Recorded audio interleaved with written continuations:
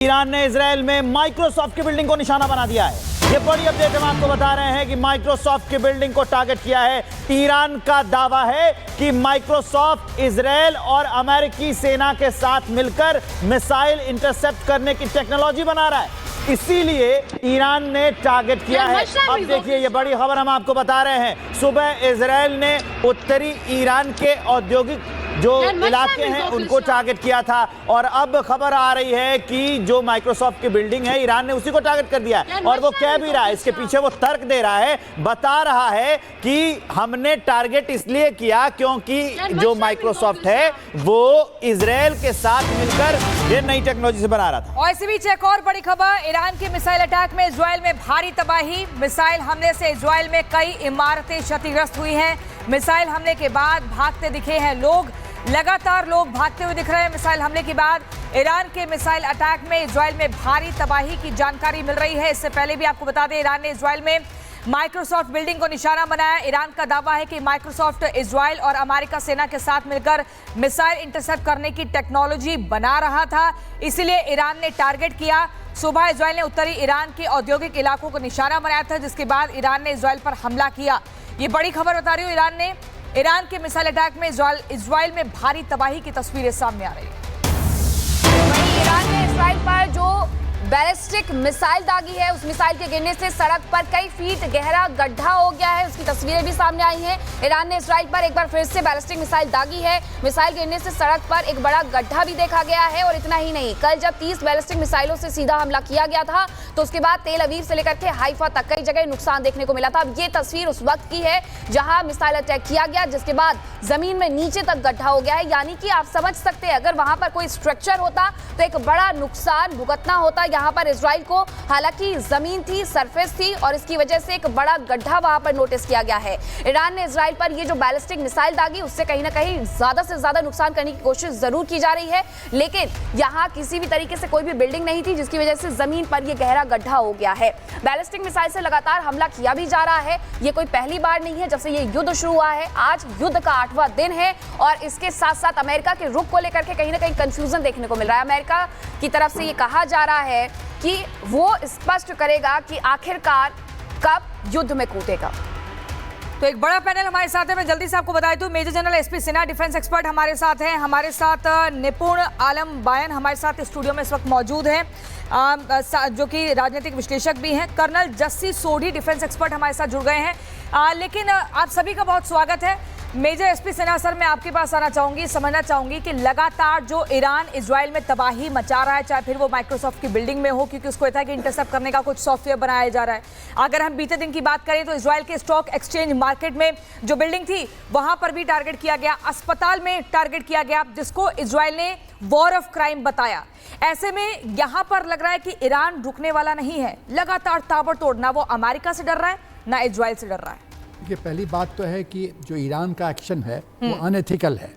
आप military targets को, जो हाई वैल्यू टारगेट है उसको टारगेट कीजिए, वो तो समझ में बात आती है, लेकिन आप हॉस्पिटल को टारगेट कर रहे हैं, आप स्टॉक एक्सचेंज को टारगेट कर रहे हैं, आप इजराइल की आर्थिक व्यवस्था को बर्बाद करने की कोशिश कर रहे हैं। आप जायज़ पर जो जेनेवा कन्वेंशन जिस तरह से लड़ाई करना वो कीजिए, उसमें कोई प्रॉब्लम नहीं है। आप लड़ाई आपने ज्वाइन किया है तो कीजिए। दूसरी बात जो मैं कहना चाहता हूँ, जिस तरह से ईरान इजराइल के सिविलियन टारगेट्स को और हॉस्पिटल्स वगैरह को टारगेट कर रहा है, उसका मकसद ये है कि ईरान में खमेनी का की पॉपुलैरिटी जो गिर रही है, कोई भी लीडर चाहे पाकिस्तान हो कहीं पे, जब देखता है कि उसका जगह कमज़ोर पड़ रहा है तो वो वॉर की स्थिति बना देता है या एग्रेसिव एक्शन दिखाता है, ताकि पूरा देश उसके पीछे खड़ा हो जाए, रैलिंग पॉइंट हो जाए। तो मेरा अनुमान है कि ये जो खमेनी की जो अप्रोच है वो है कि मेरे देश के अंदर जो विवाद है उसको ख़त्म किया जाए, अपोजिशन ख़त्म किया जाए। तीसरी बात जो मैं कहना चाहता हूँ कि क्या ये सच है कि ईरान का जो इन्वेंट्री है, जो उसमें डिप्लीशन हुआ है, उसमें गिरावट हुई है और वो चिंतित है? क्या ये सच है? वो कोशिश करेगा चीन से और टर्की से रिकूप करवाने का, लेकिन कब तक? जो मेरा अनुमान है कि अप्रॉक्सीमेटली 8000 मिसाइल उसके पास है, 3-4 हज़ार वो ऑलरेडी फायर कर चुका होगा।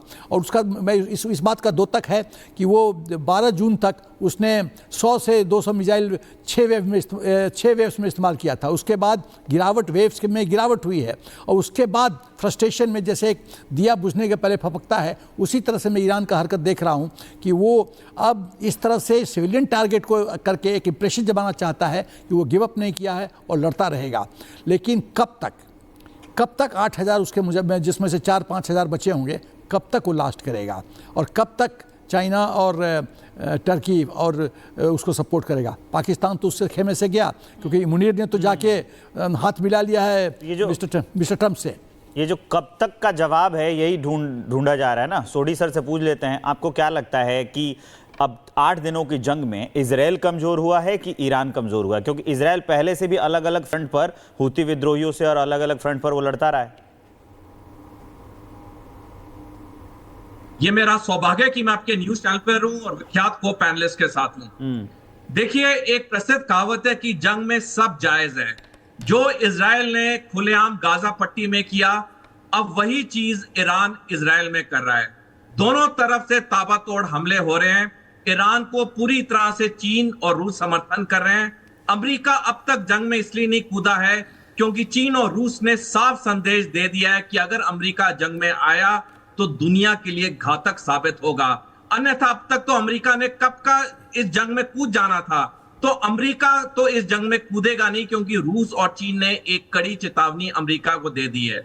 जहां तक ये मिसाइलों के जखीरे की बात है, दोनों साइड्स जो हैं उन्हें महाशक्तियों का समर्थन है। अभी कुछ दिन पहले ही 3 बड़े ट्रांसपोर्ट विमान चीन से तेहरान में लैंड हुए हैं, जिसमें यह आंकड़ा लगाया जा रहा है कि उसमें मिसाइलें हैं ईरान के लिए। हम सारे जानते हैं कि अमेरिका पूरी तरह से इजराइल को समर्थन कर रहा है।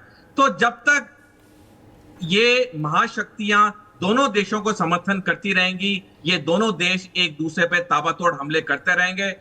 सिविलियंस मरेंगे, फौजी मरेंगे, बर्बादी होगी, लेकिन दोनों देश पीछे नहीं हटेंगे जब तक उन्हें कोई महाशक्ति नहीं कहेगी। बिल्कुल सर, और वो नजर भी अब आने लगा है कि जहां जहां महाशक्तियां उतर रही हैं दोनों अलग अलग देशों के साथ, चाहे अमेरिका हो या फिर रूस हो। एक और बड़ी खबर युद्ध से जुड़ी हुई, ईरान के 20 से ज्यादा ठिकानों पर इजराइल का अटैक देखने को मिला है। इजराइल के 60 लड़ाकू विमानों ने भीषण बमबारी की है। ईरान पर ये बमबारी की गई है, फाइटर जेट ने 120 बम गिराए हैं। ईरानी सैन्य ठिकानों को इजरायली सेना ने निशाना बनाया है। ईरान के मिसाइल प्रोडक्शन ठिकानों पर यह निशाना साधा गया है। निपुण जी, मैं इसमें चर्चा में आपको शामिल करूंगी, लेकिन सिन्हा सर सबसे पहले ये समझना चाहेंगे, एक ये बड़ा हमला है, कितनी तबाही लेकर के आया होगा ईरान के भीतर? देखिए, जिस तरह से इंटेंसिटी दोनों साइड से बढ़ रही है, मेरा ख्याल है ये वॉर एस्केलेट कर रहा है और क्लस्टर बम का इस्तेमाल हो रहा है। तो क्लस्टर बम तो